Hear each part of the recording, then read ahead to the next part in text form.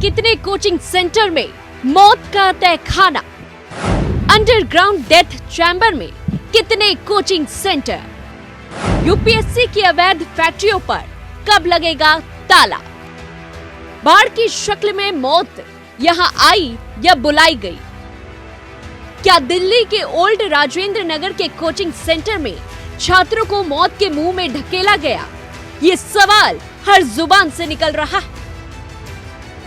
सवाल ये भी है कि दिल्ली में कहां-कहां बने हैं ऐसे डेथ चैम्बर। ऐसे भयावह हादसे को कौन-कौन दावत दे रहा है, इसकी छानबीन शुरू हो चुकी है। ओल्ड राजेंद्र नगर में कोचिंग सेंटर के बेसमेंट में हुए भयावह हादसे के बाद एक्शन शुरू हो चुका है, लेकिन जो दर्दनाक हादसा आईएएस कोचिंग सेंटर में हुआ, उसके कई वीडियोस कलेजा थपा रहे हैं। मौत ने कैसा धावा बोला कि महज कुछ ही मिनटों में कैसी 3 जिंदगियां खत्म हो गई। क्यों कुछ मीटर की दूरी नौजवान छात्र नहीं लांघ पाए। गटर के पानी में दम घोटू मौत के दृश्य रूह कपा देने वाले।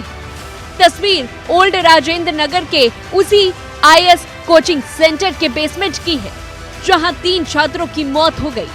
तस्वीरें उस वक्त की है जब बेसमेंट में पानी भरना शुरू हुआ था। घुटने तक पानी भरने के बाद ही अफरा तफरी शुरू हो गई थी। कुछ देर पहले इत्मीनान से यहाँ बनी लाइब्रेरी में परीक्षा की तैयारी कर रहे छात्रों को अंदाजा ही नहीं था कि यहाँ मौत ने दस्तक दे दी है। देखते ही देखते बेसमेंट में जल प्रलय आ गया। मटमैले सैलाब से लबालब पानी भर गया, जिसके बाद चीख पुकार मच गई।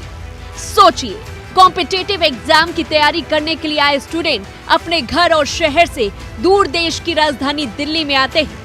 कड़ी मेहनत और लगन से दिल्ली में रहकर तैयारी करने वाले बहुत से छात्रों का यूपीएससी, स्टेट पीसीएस और वनडे एग्जाम में सिलेक्शन भी होता है।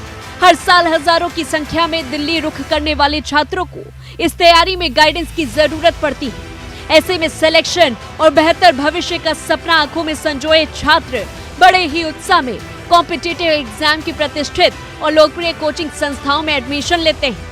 इन कोचिंग संस्थानों में एडमिशन के लिए छात्रों से लाखों रुपए लूटे जाते हैं। उन्हें बेहतर पढ़ाई का माहौल और सुविधाओं का लालच दिया जाता है। बावजूद इसके ये संस्थान नियमों की अनदेखी करते हैं। राजेंद्र नगर कोचिंग हादसा कोई पहला मामला नहीं है। इसके पहले भी इस तरह की घटनाएं सामने आ चुकी हैं। लाखों की फीस के पीछे कोचिंग संस्थाओं की तरफ से बेहतर सुविधाओं का तर्क दिया जाता है, लेकिन दिल्ली की कोचिंग संस्थाओं में एक के बाद एक हो रही बड़ी लापरवाही बहुत से सवाल खड़े कर रही है। ओल्ड राजेंद्र नगर के कोचिंग इंस्टीट्यूट में अचानक पानी घुसने का मामला हो या फिर मुखर्जी नगर की कोचिंग में आग लगने का, दोनों ही परिस्थितियों का असल जिम्मेदार कौन है? आखिर कब तक सिस्टम का हिस्सा बनने का सपना देखने वाले छात्र इन लापरवाहियों की सूली चढ़ते जाएंगे? दिल्ली में 10 मिनट की तेज बारिश में सड़कों पर पानी भर जाता है। मुखर्जी नगर, ओल्ड राजेंद्र नगर दोनों ही जगह तैयारी करने वाले बच्चों की काफी भीड़ है। ऐसे में अव्यवस्थाओं की नजरअंदाजी जानलेवा बन जाती है। मुखर्जी नगर के कोचिंग सेंटर की बिल्डिंग में 15 जून 2023 को आग लगने की खबर सामने आई थी। यहाँ बिजली के मीटर में आग लगने से 60 से ज्यादा छात्र घायल हुए थे। तब ये बात सामने आई थी कि जहां क्लास चल रही थी वह कमरा बच्चों की संख्या के हिसाब से छोटा था। 2020 में भजनपुर कोचिंग सेंटर की 2 छतें भरभरा कर गिर गई थी। इस पूरे मामले में कोचिंग सेंटर की बिल्डिंग काफी पुरानी थी। इस पूरे हादसे में 4 छात्रों की जान चली गई थी। घटना को 1 साल ही नहीं बीते कि एक और बड़ा हादसा हो गया।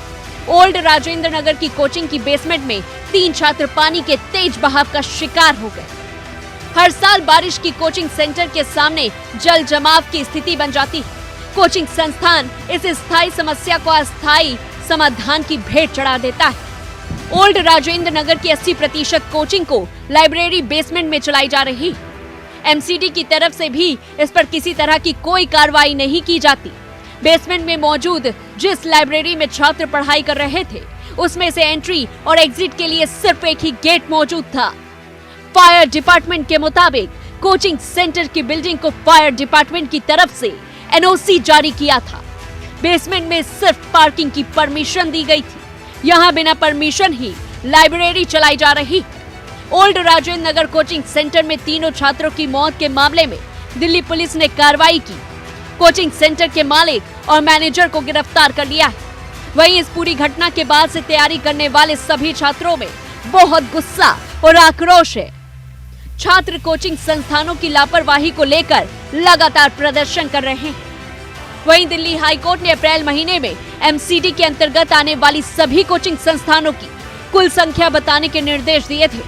मुखर्जी नगर कोचिंग हादसे के बाद हाईकोर्ट के आदेश पर वैधानिक नियमों का पालन न करने वाले कोचिंग संस्थानों पर कार्रवाई की गई थी।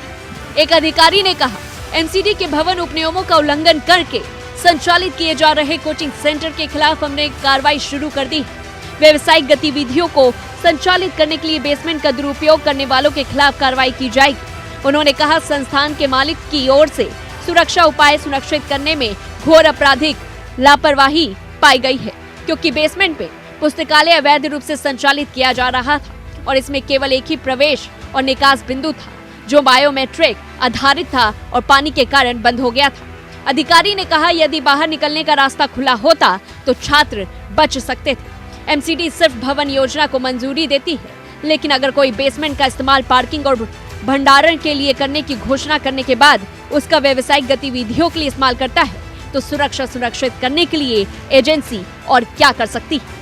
वहीं एक अन्य अधिकारी ने कहा कि दिल्ली की महापौर शैली ओबरॉय इस संबंध में अधिकारियों के साथ बैठक की और दिल्ली सरकार से बातचीत के बाद एक उच्चस्तरीय समिति की गठन की घोषणा जल्द की जाएगी।